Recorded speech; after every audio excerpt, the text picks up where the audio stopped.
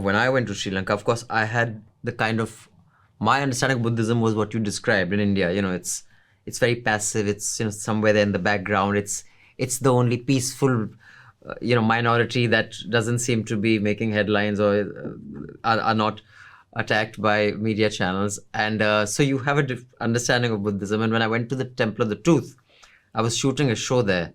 This is in the late 2000s.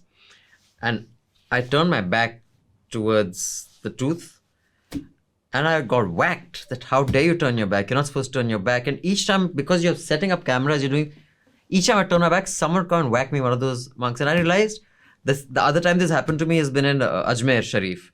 You are supposed to stand with your arms in front, and I have a tendency of standing like this. Each time I do that, someone will whack you. Put your arms in front.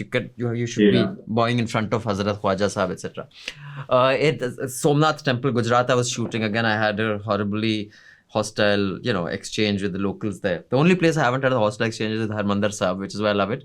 But do you think wherever the religious group is in the majority, like Buddhists are in Sri Lanka, even the most technically or theoretically peaceful religions tend to be aggressive?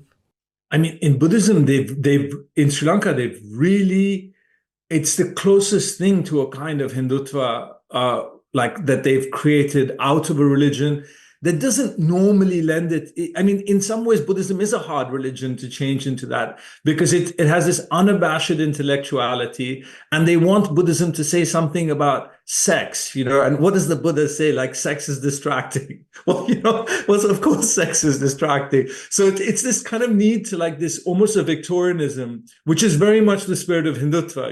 It's like they're a little embarrassed when they see the religion, and it's so sensual and it's so heterodox, and it doesn't have this feeling of a monopoly on received wisdom the way, or received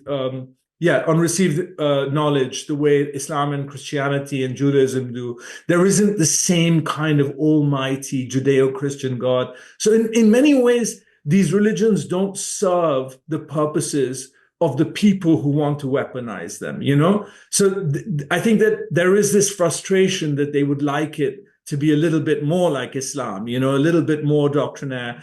But in Sri Lanka, they've certainly achieved that conversion of religion into politics.